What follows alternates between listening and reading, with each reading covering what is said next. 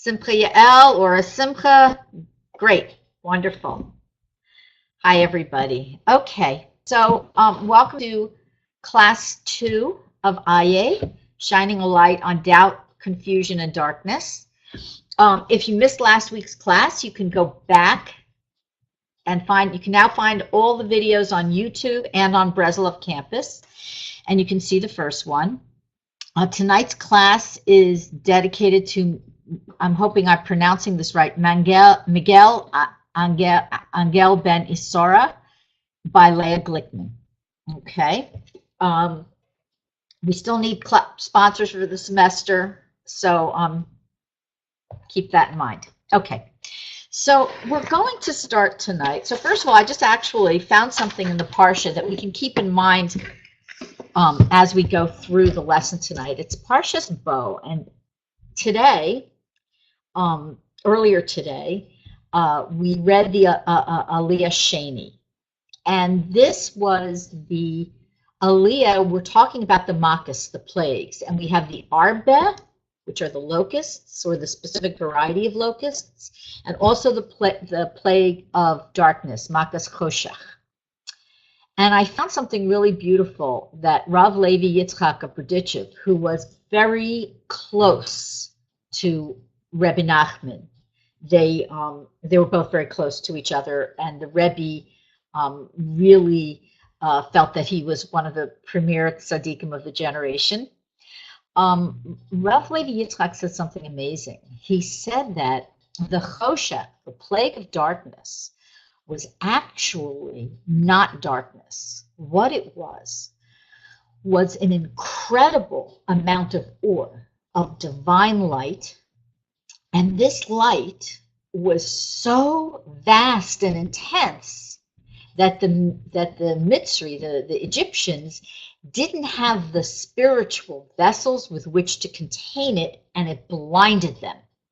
Which is why it also says that Bnei Yisrael had this light in their dwellings. They were able to see. And this is relevant throughout AYEH. And so keep in mind that the reason the Egyptians couldn't see is because they were bound up with Avodah Zarah, which was idol worship, especially they worshipped various animals, they worshipped nature, and they were very big on astrology, as well as they were very bound up in perversions. And these are the kinds of things, Avodah Zarah and lusts that are not prescribed by Torah, but are proscribed, are things that block our spiritual sensitivity. And they block our ability to be a vessel for divine light. And of course, this is related to the lesson. We'll go forward. But we're going to begin with a brief review from last week. And the reason why we're going to review very briefly is because I went in depth into the concepts, but they can be gone over very quick. And I know that some of you weren't here last week because I see the names. Okay.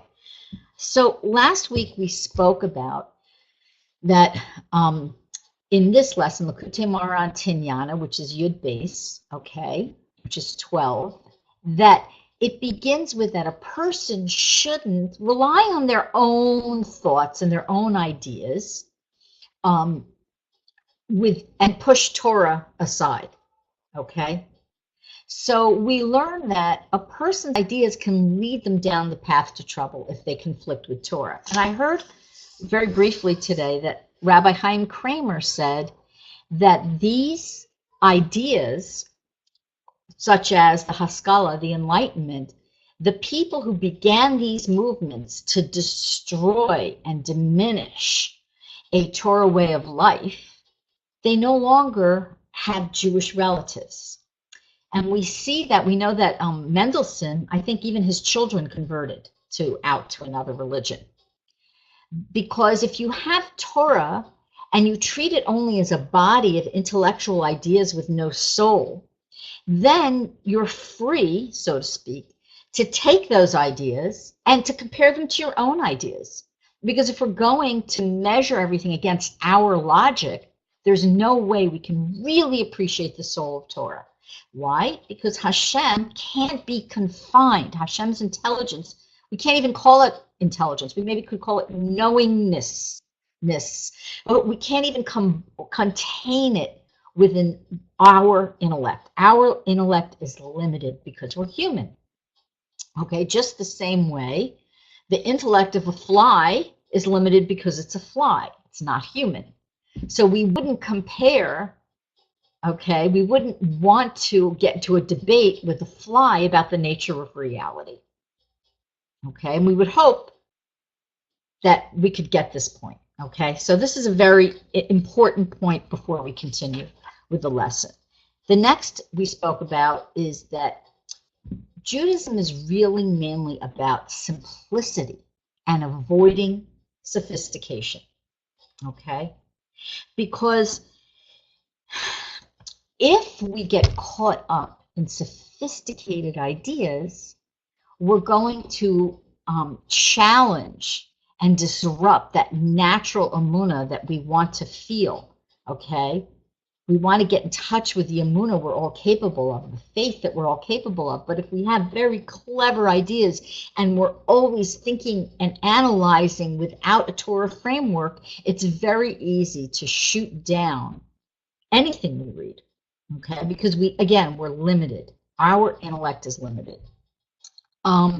We also spoke briefly that basically the Rebbe tells us what a Jew should do, okay? A Jew should ascertain, okay, if whatever he's about to say, do, think, etc., is going to bring kavod, that's honor and glory to Hashem.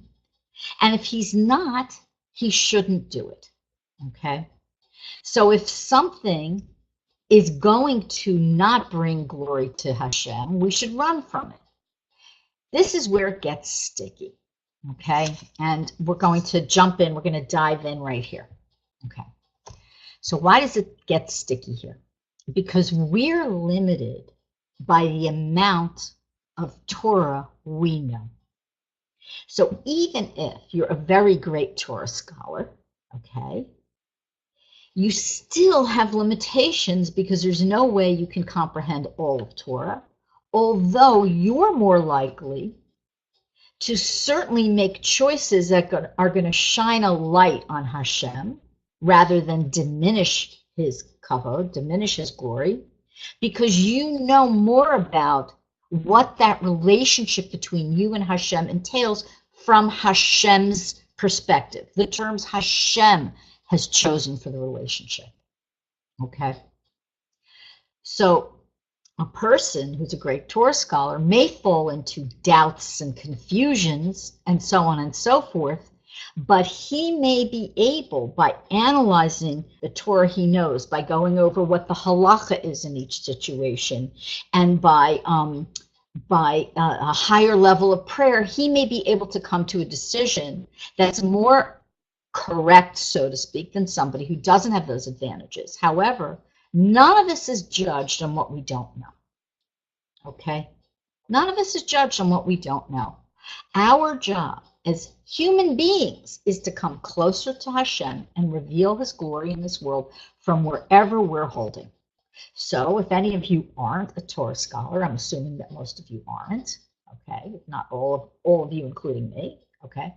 If any of us aren't Torah scholars, we know that wherever we're holding, Hashem has an apprehension of this. He completely apprehends and comprehends where we're holding, and he only wants us to go forward in our relationship with him and grow.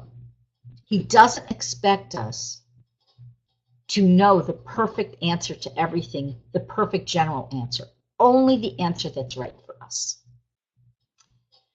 So this is why Rebbe Nachman told his followers, in addition to doing hisbodedus every day, where we're having a personal conversation with Hashem, and in addition to learning his works, which are going to fire us up with a spiritual desire, we should also learn halacha, the path we walk on, okay? because then we are less likely to stumble, at least in these areas. We're less likely to make mistakes. However, we should know that even if a person falls into these mistakes, that they're still not alone. And this is where AYEH is going to kick in on that emotional level for anybody who's either suffered, which is all of us, or is suffering right now, God forbid, or who is really in a state of confusion and inability to move forward. And if you're not in that position right now in your life, trust me, you will be there at some point in the future, because we all go through this many times in our life, some in greater magnitude and some in lesser. Okay, so when a person falls into a state where he has a state of suffix, of doubt, okay, this doubt can manifest in many, many ways.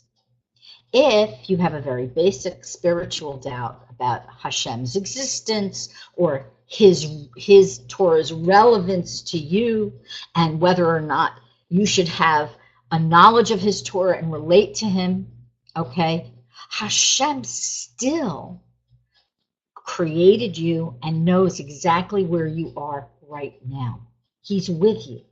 He's got your back. You are in that position right now. Why? Because you are the only person who can scrape up all the missing pieces from the position that you are in and rectify them, and we're talking in spiritual terms here, and lift them up and repair them. He's given you a situation that's specifically designed for your unique powers. Okay? And if you have higher levels of doubts or higher levels of confusion, and there's many, many types, okay? If you, for example, are suffering, this is very, very common. People, God forbid, they go through a hard time and they're suffering and something hurts, something isn't right in their lives. It could be in physical, it could be in relationships, it could be mental, it could be job, whatever it is, okay? Something isn't working for them, okay? All Hashem wants us to know is that we need to look for the answer by facing him, by moving towards the Torah, by moving towards Hashem, okay? Because the answer's there for us. Why? Because we're neshamas, we're souls, okay? It's all you have to know. It doesn't mean that every solution springs into place, but what it does mean is that when we're going through a dark time, we can make a choice. Sometimes we feel powerless. We feel we're being punished. We feel we're being beaten up. We're feeling Hashem has rejected us, God forbid. We feel Hashem doesn't love us. We feel that Hashem isn't there for us. We don't understand why we're going through so much pain.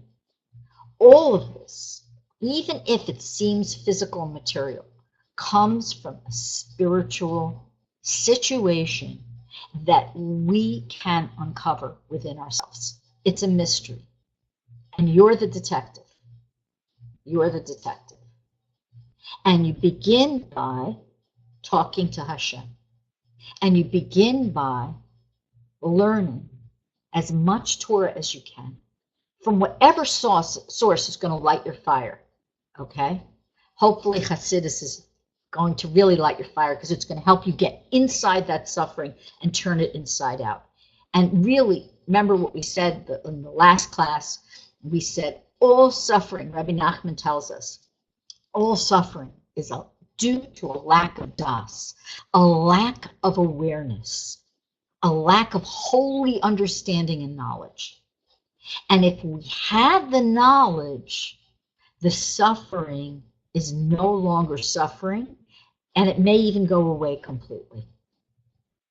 And people who've been through this process that we're discussing over the next few weeks, including me, will attest to the fact that it seems almost quite miraculous that when you push yourself to that next level, okay, and all of a sudden what you're going through makes some kind of spiritual, heartfelt sense, you realize that the suffering has dissipated. And this is the kind of turning to Hashem that the Rebbe wants to encourage us to do. Again, it's all about this relationship. Okay? All right. Any questions so far? No. Okay. Okay. So again, we're not going directly through the book, but I am going to be touching on some key concepts. And one of them that we're going to speak about tonight is that the concept of the Yerida is for the sake of, the tachlis of the Yerida is for the sake of the Aliyah. The whole point of the fall and the stumble that each of us go through in many areas of our life at many points in time, okay, is for the sake of going up. The descent is for the sake of the ascent, okay? This is really hard to understand. I think of it for myself as when you want to do a jump, if you remember gym class, and you would go back and run. You would go back, you'd have to actually go back and then run into a long jump. And if you go back and build up that momentum, you can jump further than if you jump from standing in place. Okay? But it's a little more complicated than that. I don't want to oversimplify it. Basically, it's about understanding that if we're going to really search for Hashem when we're down, we're going to take all the blaming, and we're going to take all the anger, and we're going to take all the hurt, and we're going to take the feelings of entitlement, which we all have, and we're going to take the confusion and the heartbreak, and we're going to take all that and say, okay, yeah, I have these feelings, and I'm confused, and I doubt my relationship with Hashem, or I doubt the Torah, or I doubt the validity for me of going on this path. If we take all that and we just open our hearts to even having a simple conversation with Hashem, we can lift a lot of the weight off us. We can even lift depression this way, and I've seen it happen. Okay? Because once we begin to acknowledge that we can find Hashem even in this dark spot, we are indeed worthy of experiencing the ascent that comes from the descent, the ascent that's buried in the descent. Okay? So, it's really not so complicated, but it's not easy. Why? Because we sometimes fall victims to our feelings. And we believe our feelings are reality because that's what we're experiencing at the moment. So whatever feelings we have feel really real to us. And we often, and everybody does this to a certain extent. I don't know anybody who's perfected the ability to say, I have a very intense feeling, but it's not really a reflection on true reality. Okay? You know what? I'm going to move over to the bigger screen, which I should have done before. Okay. So what we want to understand is that if we follow the Rebbe's instructions and we're really sifting through and plowing through these doubts and these confusions and this turmoil, okay, our reality is going to change. Because when we change our feelings and we change our thoughts and we gain understanding and holy awareness and knowledge, das, okay, the Rebbe tells us the suffering is going to be reduced. Of course, today, nobody has perfect das. So your suffering may not be reduced 100%, Maybe it'll be reduced 95%. But that's pretty good if you're now at 0%. Okay? Even if it's 80%, it's pretty good if you're now at 0%. The Rebbe himself had tuberculosis, which he died from. And he was able to turn on and off his experience of the pain of the tuberculosis at will. He was able to shut down certain levels of himself and certain levels of this relationship, this comprehension of what he was doing here. He was able to shut down certain levels of it at various points in time and experience the pain of the tuberculosis, and at other times he just turned it off. Okay, and that's with something that feels very material. It's a physical suffering. You know, coughing blood, it's a horrible thing. Okay. Questions, comments, thoughts? I don't see anybody typing. Okay. If, by the way, you do type, last time, it took me, I missed some questions, I think. You can raise your hand if you don't see me answering you in the future. Oh, somebody's typing now. Okay. I do see somebody typing. Let's see if the question is going to come through. Okay, so we'll wait a moment. Nope, I don't see it popping up. If it does pop up, I'll get to it. Okay. I don't know why. I'm just seeing the typing, but I'm not seeing the actual question. Okay. So, all right. Okay, so the Rebbe wants us to understand something.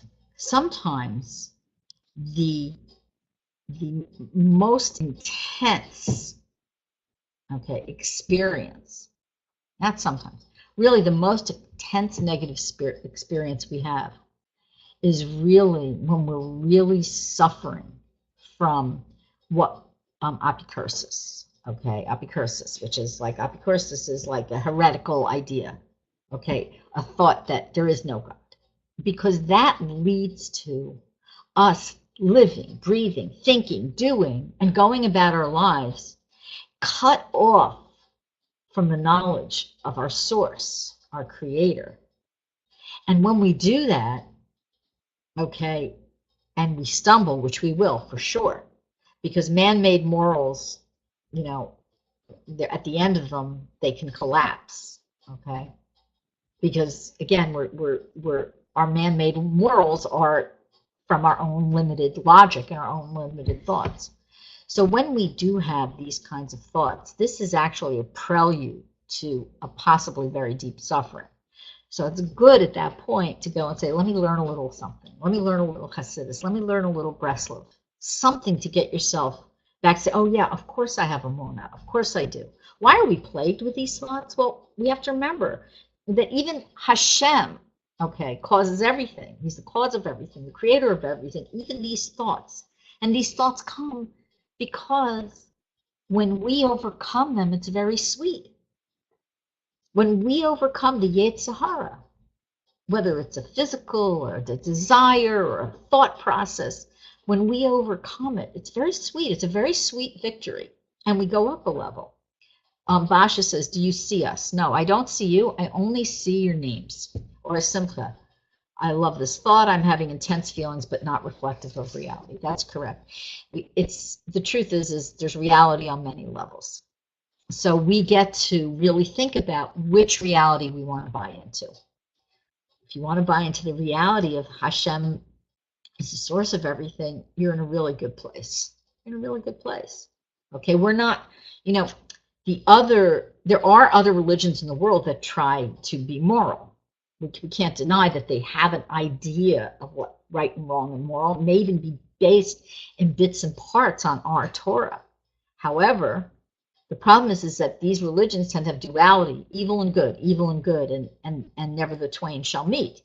We understand that even the evil, which we must avoid and which we must condemn and even destroy at times, but even evil ultimately underneath, layer after layer after layer, comes from the one source of life, the shoresh of everything, Hashem. Okay? Somehow it's there to serve Hashem, usually in the form of a test. Okay. So remember when we hear the term da, to know, to pay attention, to think, to be aware, we know that we really should pay attention to what's coming. We know there's usually a mystical association. So we're going on to a part of AYEH which says ki da ki shorish kol habriya hu hakavod.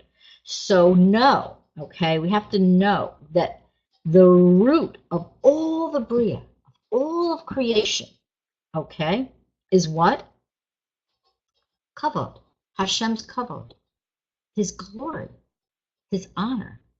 Okay, it's really hard to translate this term kavod because glory and honor, it's hard to like combine those, but it's a combination of them.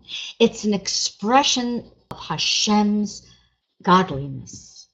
It's something that we can immediately understand is great.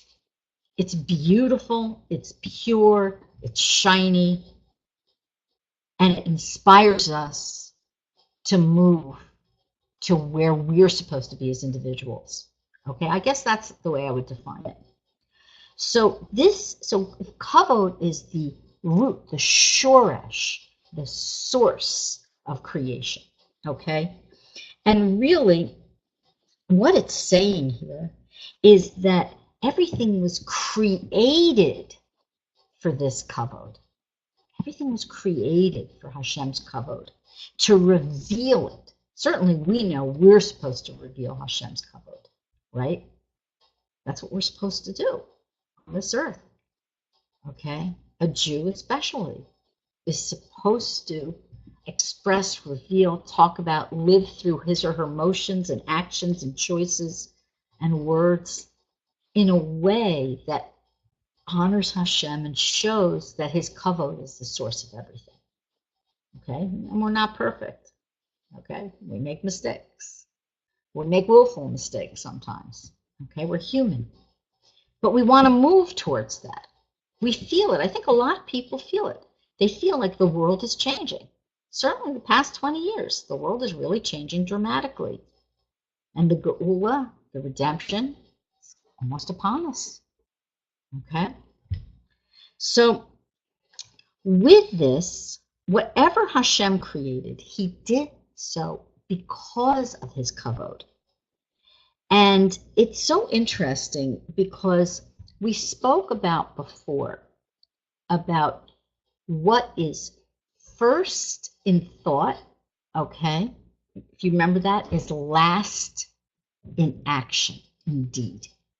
The first thing you think about is the last thing you do. So for example, okay, if you're going to build a beautiful piece of pottery, let's say, okay, you have an idea in your head what it's going to look like. You're going to make a vase. You understand what the shape is. You know what the glaze is going to look like.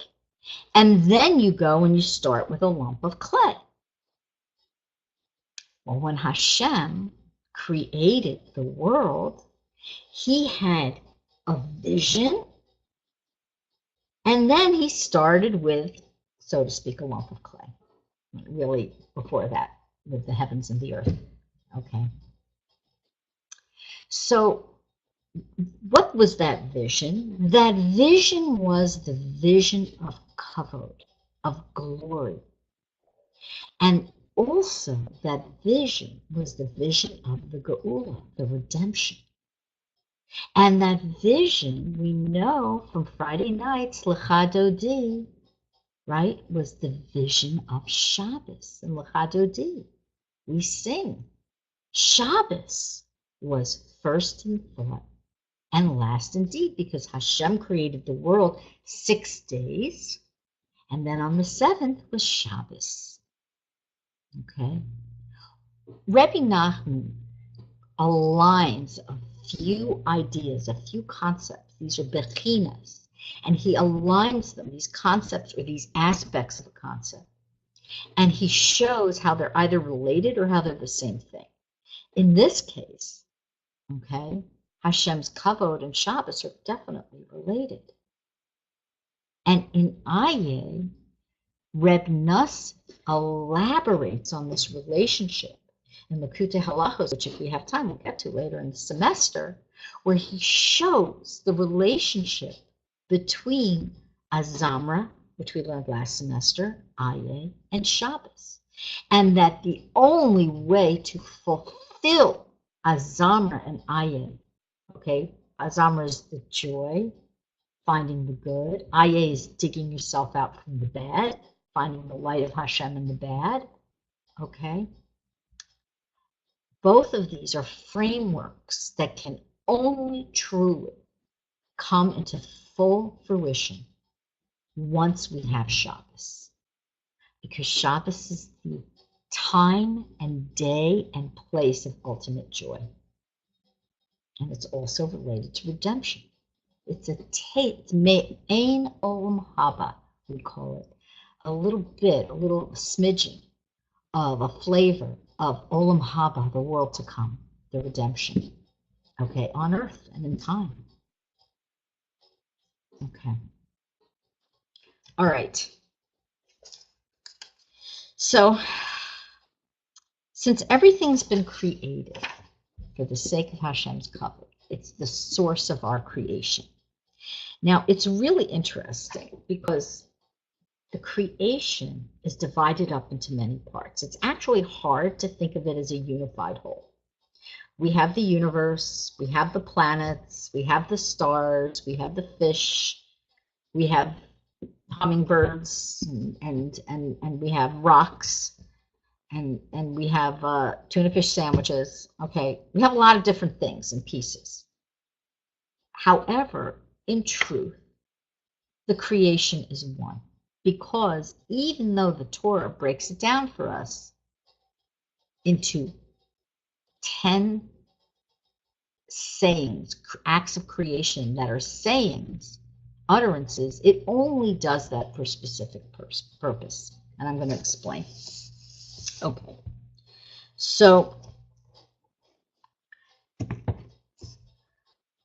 Ba'asara Maimaros Nivra Ha'olam. So the world was created with 10 utterances. And when we begin to look at these 10 utterances, we have a little confusion because the first is really only 9, because the first one, Bereshis bara Elokim, okay, Hashem created the heaven and the earth, okay, Bereshis bara Elokim, it doesn't say Hashem said, it just says in the beginning Hashem created, okay, and then it says he created light and he saw that it was good and so on and so forth. But the first one is just simply, in the beginning Hashem created. Why is that? Because that's the source for all the other utterances of creation. Because those 28 letters in the first sentence of the Torah, okay, the number 28 is the gematria of the word koach, which is energy.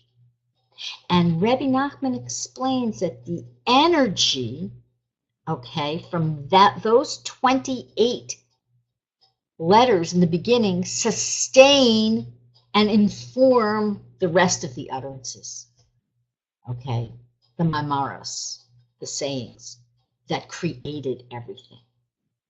And everything is divided up specifically for our benefit. Instead of just one utterance, there are 10. Why? And why is there so much power in it? Because the truth is Hashem can do anything. He could create the world. He could create the world with one saying. He doesn't need 10. The reason is because it gives us 10 areas in which to come closer to Hashem by fulfilling our tafkid, our purpose, our individual soul purpose and our purpose as human beings. Okay? Does everybody understand that? It's kind of complicated. So I'm going to try to explain it another way. If you have a child and you put them in a room and you give them a choice and you say, you can choose to save this cookie for later or after your dinner, or you can eat it now, but you won't get any more cookies tomorrow. Okay. And the child doesn't act on impulse. He saves that cookie for later, even though he's young. He says, I can do it. He's made a choice to do something that's technically going to give him a reward. Okay? Hashem gave 10 areas by which we can choose rewards, and he also gave 10 areas by which people could choose to not pursue the rewards and to fail.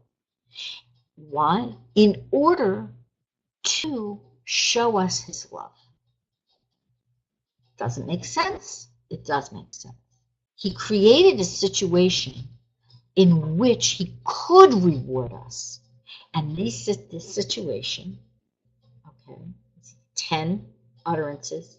Think of the 10 commandments, which really are the shorthand for the 613 mitzvahs of the Torah. Okay? So many different ways he can reward us. So many different flavors of reward. He wanted to give us variety. Does everybody understand this? Any questions? Questions about this variety? Complications about this variety? No? Okay. So each of these sayings contains another aspect of Hashem's kavod, another way in which we can connect with this incredible kavod. Okay? Now, we say, okay, we're not going to get into the Kedusha yet, which is the point of the reason for AYEH, but I do want to say, when we say in Kedusha, I just want to touch on it briefly, Kadosh, Kadosh, Kadosh, Hashem Tzivaos, okay? When we say this, okay, does everybody know Kedusha in the davening on Shabbos? Okay, when we say Kadosh, Kadosh, Kadosh, we're saying holy, holy, holy. We're saying holy in 3 realms. The angelic, okay, the celestial realm, and our realm, the corporeal realm, okay? We are beginning to acknowledge that Hashem's the Kadosh, Hashem's Kedusha, his holiness, can be sanctified in every single realm, especially in the case of what I was speaking about earlier, when we're going through hard times. Because an angel, it's very easy for an angel to sing Hashem's praises. An angel's created. An angel is a bundle of energy that's created with one mission, one purpose. It knows what to do always. An angel never has to say, do I want that cookie tomorrow or should I eat it up now? An angel never has to say, should I learn more about keeping kosher, or should I think about that tomorrow? Should I learn the laws of Shmeras Halashon, of correct speech, or should I, it doesn't interest me. Maybe I'll go watch a movie. An angel doesn't have that problem because an angel doesn't really have free will. An angel basks in Hashem's kavod, in his glory. He enjoys it, he expresses it, and he sings praises to it. But for an angel, it's a piece of cake. For us, when we have that choice and we choose what's going to make Hashem's glory manifest in this world, we go to a place that the angels can only dream about. They can't get there. They're jealous of us. We're told this. Okay? We have so much power and we don't recognize it. We forget about it. Sometimes on Shabbos when we're davening and we're slowed down, maybe even in the week when we're davening, we're slowed down a little bit, we can connect with that. Okay? If you're saying Tehillim, if you're saying Psalms, sometimes you can connect with that. You say, oh, I know what I'm doing here. I understand what my purpose is. But most of the time we're really rushing around, and we stub our toe and we can't get a parking spot and so on and so forth. Okay. And that's okay, because we're material, we're souls, but we're in a material world and we have to run around and do things. But at the same time, we have to make that space and the time for us to recognize who we really are. We are higher than the angels in many ways. Okay? Because we have free will. We can choose to come closer to Hashem or to not come closer to Hashem. And when we choose to come closer to Hashem, okay, when we choose to come closer to Hashem, we gain so much, some of which we can experience at that time. Sometimes we gain das and the suffering goes away. It goes away, it lessens, it gets more bearable, gets more understandable, or it goes away. And sometimes we just strengthen our faith and know that even if we don't understand why we're going through what we're going through, we know that because we're making the right choice, there is a reward. And yes, for those of you who are going to say we're not supposed to do it for a reward, we're supposed to serve Hashem the way a servant serves his master, totally with love without even thinking about it. Well, the truth is that we're flawed. And we don't always serve Hashem that way. And we have to be realistic. And if a reward is going to motivate you, fine. And if punishment is going to, God forbid a punishment, you shouldn't be punished, but if that's going to push you to, okay, that's why we have them. They're motivating forces. They're not there to take us down, to knock us out, to damage us, to harm us, to make us so afraid we're shut down. This is where Rebbe Nachman really took the bull by the horns and said, and started with the Baal Shem Tov, but Rebbe Nachman really showed people, he showed us all, that you don't have to walk around cowering in fear to serve Hashem. As a matter of fact, we should try to be connecting through love, through desire, which is, I think, one of the reasons why Hisbodedus is so central to Breslov Hasidus, to really our path, is to really develop that relationship with Hashem. Because if you are used to talking to Hashem every day, even if it's only 5 minutes, even if that's where you're at, but really sustain conversation with Hashem, and you're really used to it, and you really feel that sweetness, and you're no longer feeling so distant from Hashem. You feel you can confide in Him. You're going to be naturally stepping up to accomplishing your personal individual life mission, because you need Hashem on your side and by your side. You need Him there. Okay? All right, questions, comments? Anything? No. Okay, it's very, very quiet over there. I see that there are people here, but it's very quiet. Okay. So, all right. I kind of want to stop here because we're going to start a whole new kind of section next week. But I think actually I'm going to continue because we have 15 more minutes. All right. So there's something important to remember that I said at the beginning, is that even in those dark places, Hashem is there. But what we have to remember is we don't want to be fooled, okay? It doesn't mean that His kavod is there. It doesn't mean expressions of His glory are there. What it means is that His life force is there. So when we're choosing something dark, or we've fallen, or we're in confusion and doubts, it doesn't necessarily mean that His kavod is there.